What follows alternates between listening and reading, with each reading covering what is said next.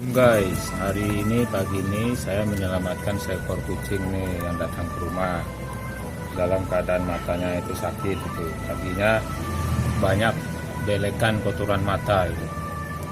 Terus sepertinya lapar sekali, jadi saya kasih makan dulu. Nah, sebelum kasih makan juga saya bersihkan bulunya, belekan matanya saya bersihkan.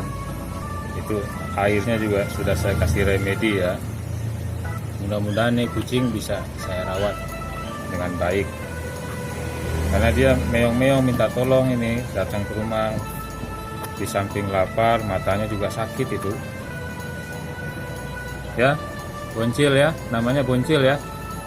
Boncil di sini nanti diobati matanya itu, nah, dikasih makan ya. Kasihan nih matanya sakit nih guys, belekan itu matanya, bulunya juga nggak lurus. Sebenarnya kucing cakep nih, jadi emaknya mungkin nggak urus anaknya ini sampai matanya sakit itu. Mungkin emaknya nggak dilatin matanya itu, jadi sakit. Insya Allah ini akan kami urus kucing ini sebaik-baiknya. Assalamualaikum.